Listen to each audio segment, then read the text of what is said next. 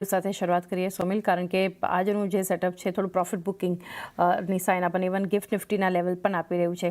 ગઈકાલે 24,326 આ લેવલ્સ પર એક જે ક્લોઝિંગ જોવા મળ્યું છે અને જે રીતે બેંક નિફ્ટીના લેવલ્સ જોઈ રહ્યા છે ને રાધર સોમિલ, ઇન્ડેક્સથી વધારે બજાર માટે અત્યારે કોન્ટ્રીબ્યુટ કરી રહ્યા છે પર્ટિક્યુલર સ્ટોક્સ કે સેક્ટર સ્પેસિફિક એક મુવમેન્ટ વધારે માર્કેટને ડ્રાઈવ કરી રહી છે રાધર દેન ઇન્ડેક્સ. અને આજના બધા જે સેટઅપ આપણે જોઈ રહ્યા છે, એફઆઈએસની જે એક્શન છે, આ બધાને જોઈને હવે આગળ કઈ રીતે એક સ્ટ્રેટેજી માર્કેટ માટે હોવી જોઈએ એ જાણીએ.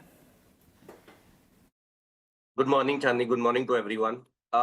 ઓવરઓલ જો અત્યારે માર્કેટ એક મોટા રેન્જમાં છે અને ઓન ધ અપસાઇડ 24,500 24,600 નો એક અપર એન્ડ છે, એની ઉપર 200 ડેલી એક્સપોનેન્શિયલ મૂવિંગ એવરેજ છે જે 24,750 પર છે. હવે આ રહ્યા બધા રેઝિસ્ટન્સ ઓન ધ અપસાઇડ, અને નીચેમાં જે સપોર્ટ લેવલ્સ છે એ હવે 20 અને 40 ડેલી મૂવિંગ એવરેજ જે છે એ 24,100 પર છે, અને એની પહેલાનો જે સ્વિંગ લો છે એ અરાઉન્ડ 23,800 પર છે. એટલે આ આખી એક રેન્જ છે અને આ રેન્જની અંદર જ માર્કેટ ચાલી રહ્યું છે. However there are a lot of opportunities. અગર તમે જુઓ તો સ્ટોક સ્પેસિફિક એક્શન ને સેક્ટર સ્પેસિફિક એક્શન બહુ સારું જોવા મળી રહ્યું છે. કાલના ટ્રેડિંગ સેશનમાં થોડું ઘણું મેટલ સેક્ટરે પાછી એક નવી મોમેન્ટમ શરૂઆત કરી હતી. હું એમ નથી કહેતો કે અહીંયાથી એક નવો વેવ શરૂ થઈ ગયો, ત્યાં પણ એક નવું એટલીસ્ટ એક સ્ટાર્ટ થયું છે ત્યાં positive momentum after a small consolidation. Tata steel, Jindal steel, આ બધામાં નાના નાના કન્સોલિડેશન થયા છે અને એ મને લાગે છે કે ઉપરના તૂટશે. બીજું એક સ્પેસ છે જેવી રીતે ઇન્સ્યોરન્સ સ્પેસ છે. HDFC life, SBI life, LIC housing finance, આ બધા જે ઇન્સ્યોરન્સ સ્પેસ છે ત્યાં પણ એક સારો સ્પાર્ક આપણને જોવા મળ્યો. પછી ડિફેન્સ સ્પેસમાં તમે BDL, HAL જો એ એક બહુ સારું કરી રહ્યો છે. એટલે we have to choose the right pocket. એક થીમ તમને અગર એકવાર ઇફ યુ ચૂઝ અને એ થીમ સારું કરી રહી છે, હાયર ટોપ હાયર બોટમ ફોર્મેશન કન્ટિન્યુઅસલી બનાવી રહી છે, વીકલી સ્વિંગ હાઈઝ ઉપરમાં તોડી રહી છે, તો એની સાથે રહ્યો અને ડિસિપ્લિન સાથે, એક સ્ટોપ લોસ સાથે, એક ટાર્ગેટ મનમાં રાખી અને તમે આગળ વધો.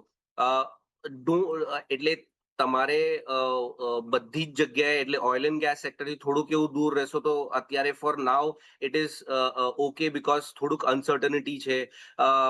બેન્કિંગ સેક્ટરમાં હજી સુધી થોડી ક્લિયરિટી નથી.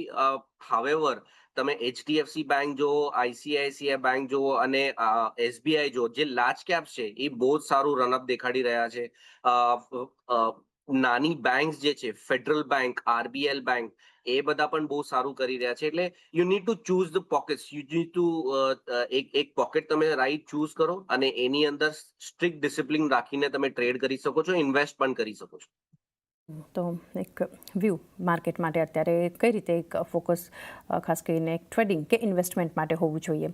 જીઓજીત ઇન્વેસ્ટમેન્ટના ગૌરાંગ શાહ પણ હવે આપણી સાથે ચર્ચામાં જોડાઈ ગયા છે. ગૌરાંગજી, સુપ્રભાત, સ્વાગત છે આપનું. અને માર્કેટનો એક વ્યૂ, ગૌરાંગજી, જે રીતે અત્યારે સોમિલ સાથે પણ ચર્ચા થઈ રહી હતી કે ઇન્ડેક્સથી વધારે અત્યારે આપણને સ્ટોક્સ કે સેક્ટર સ્પેસિફિક એક માર્કેટ માટે એક પાર્ટિસિપેશન આપણને જોઈ રહ્યા છે, કારણ કે ગઈકાલનું જે ક્લોઝિંગ એની સામે બ્રેથ જુઓ, ઘણી પોઝિટિવ સાઇડ પર આપણને બનતી જોઈ રહ્યા હતા. વિક્સના લેવલ્સ છે, આ બધું ક્યાંક ને ક્યાંક થોડું કમ્ફર્ટ બતાવી રહ્યું છે રાધર દેન ઇન્ડેક્સ.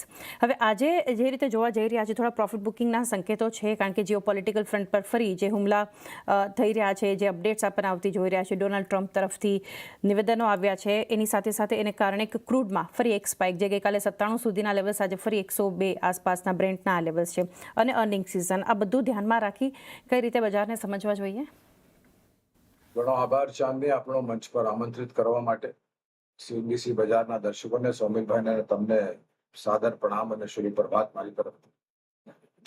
તો 2 દિવસ પહેલા જ્યારે સૂત્રના આધાર પર આ સમાચાર આવેલા કે ઈરાન અને અમેરિકા વચ્ચે શાંતિ પ્રસ્તાવની વાતો છે, એ વખતે હું આપણા સહયોગી ચેનલ CNBC આવાજ પર હતો અને મેં બહુ જ સ્પષ્ટ રીતે ટિપ્પણી કરેલું કે આરોપ પ્રતિ આરોપ, અમુક પ્રપોઝલ, એ પ્રપોઝલને નકારવા માટે, ખારીજ કરવા માટે બંને તરફથી પ્રયાસ થઈ ગયા છે. અને રાષ્ટ્રપતિ ટ્રમ્પ તો પ્રખ્યાત છે એમની ટિપ્પણીઓ માટે ચાંદની. અને હવે મારા ખ્યાલથી આપણને આશ્ચર્ય ન થવું જોઈએ જે રીતના એમની તરફથી ટિપ્પણીઓ આવે છે. એક આદત પડી ગઈ છે ચાંદની એમના તરફથી આવી રીતને ટિપ્પણીઓ સાંભળવાની. તો કોઈ નવાઈની વાત નથી ચાંદની. અને આ મારા ખ્યાલથી થોડા સમય માટે હજુ રહેશે. અને મેં એ વખતે બહુ જ સ્પષ્ટ રીતે કીધેલું કે સૂત્રના આધાર પર કોઈ બી સમાચાર આવે એની ઉપર ભરોસો કરીને કોઈ બી સોદા ન લખવા. ટૂંકા ગાળા માટે, મધ્યમ ગાળા માટે અથવા તો લાંબા ગાળા માટે, જ્યાં સુધી આપણી પાસે આપણી સમક્ષ એક પ્રમાણપત્ર શાંતિ પ્રસ્તાવનો જેની ઉપર હસ્તાક્ષર અને મોહર લાગેલા હોય એની ઉપર જ તમારે ધ્યાન આપવું અને ભરોસો કરવો. અને આ પરિસ્થિતિ મારા ખ્યાલથી થોડા સમય માટે, જેમ મેં કીધું, આપણને થોડું ઘણું હેરાન કરશે. વિશ્વભરના શેર બજારને હેરાન કરશે. એવું નથી કે ખાલી આપણને માત્ર હેરાન કરે છે. અને રિકવરી બી સારી જોઈ લે. અને મેં એ બી ટિપ્પણી કરેલી કે 24,350 ની ઉપર જો આપણે ટકી શકીએ તો કદાચ ઉપરની સપાટી વધારે પડતી ખુલી જશે 24,500, 24,600. હવે જોઈએ આવનારા દિવસોમાં કેવી રીતે સમાચારો આવે છે આ શાંતિ પ્રસ્તાવને લઈ.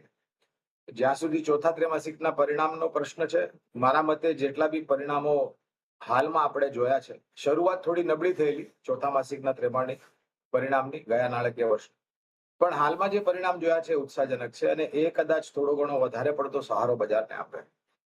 અને જ્યારે આવી પરિસ્થિતિ હોય ચાંદની, ત્યારે સ્વાભાવિક છે એક તો આ યુદ્ધને લઈને અનિશ્ચિતતા, બીજું કાચા તેલના ભાવમાં 5-10% વધઘટ, ત્રીજું વિદેશી સંસ્થાગત નિવેશકો રોકાણકારો તરફથી નિરંતર વેચવાલી, અને ચોથું આ જે આપણે પરિણામની ચર્ચા કરી રહ્યા છે. તો આ પરિસ્થિતિમાં મારા ખ્યાલથી બુદ્ધિમત્તા તમને એક જ વસ્તુ કહેશે કે પરિણામ પર ધ્યાન આપો.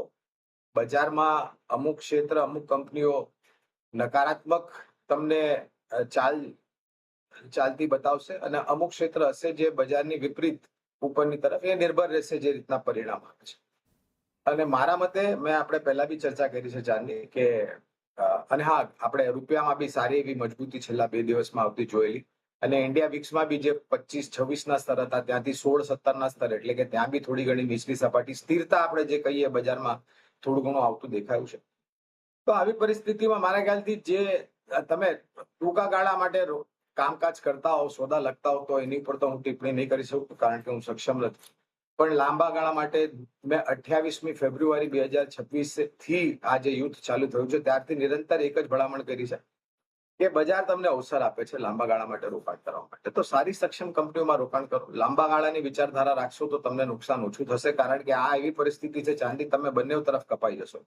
તેજી કરશો તો કપાશો, મંદી કરશો તો કપાશો. અને બજારમાં આપણે છેલ્લા દિવસોમાં એવી ચાલ બી જોઈ છે, એકદમ નીચલી સપાટીથી શરૂઆત થાય, પછી દિવસ દરમિયાનમાં રિકવરી સારી એવી આવી જાય છે, અને જો સારી શરૂઆત થાય તો દિવસ દરમિયાનમાં નીચલી સપાટી બી આપણને જોવા મળે છે.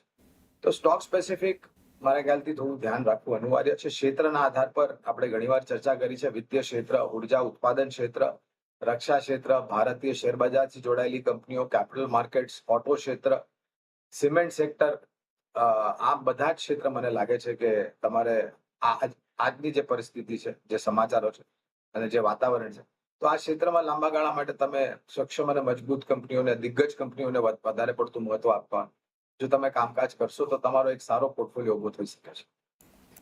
તો એક